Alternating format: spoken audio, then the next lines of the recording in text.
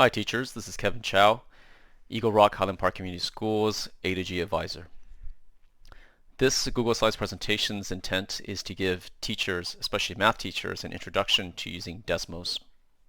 Before we get into what Desmos is, I want to point out the bit.ly link here, bit.ly/Desmos for Math, and that links directly to this PowerPoint.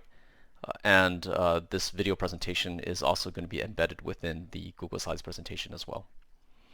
Upper left-hand corner, you'll see a blue box. That's my email address. I welcome any comments and questions that you may have. This PD is designed to be delivered synchronously or asynchronously. If you or your department would like a synchronous PD, then contact me at my email address.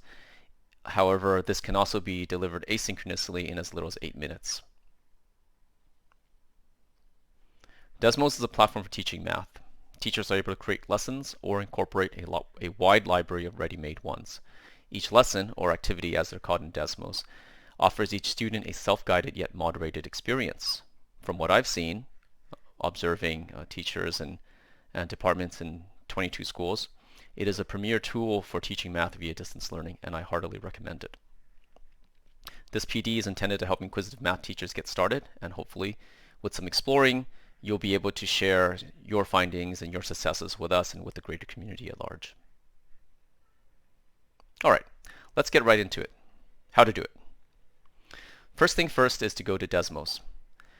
There are two Desmos links. One is just the regular desmos.com, which is for students, which your students will not be using since your students will likely be connecting through Schoology.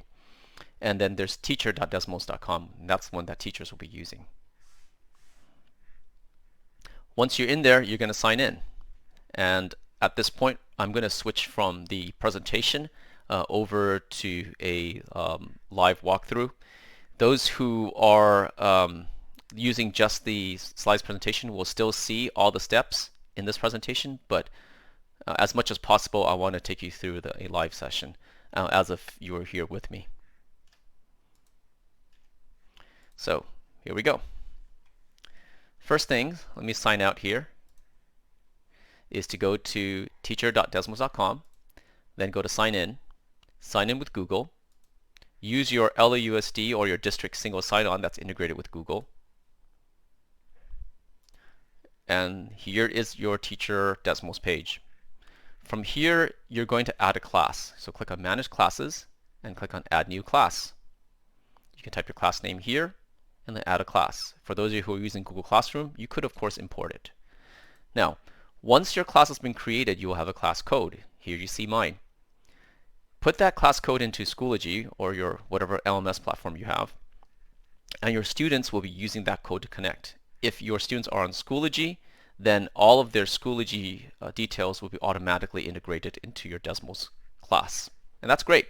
No need to type a roster up. Next step now is to actually start having a lesson. So you've got some choices here. Of course, you can always go to Custom and go to New Activity and create your own lesson, but that's really more advanced. For today, we're going to focus on using a ready-made lesson, and that's here under where it says Featured Collections. If you click on View All, you'll see all of them here, but for today's activity, we're going to use Puzzling It Out.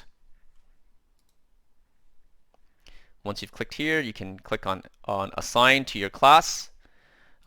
And I've already assigned it to my class here. That's how you would do yours. Okay, let's start the class. Now, in your class, in your actual course, your students will be connecting to this via that code. And once they get here, you'll tell them to start puzzling it out. They'll choose Puzzling It Out, and once they choose that, they'll see a screen similar to this one. Actually, you can see exactly what they see by clicking on Student.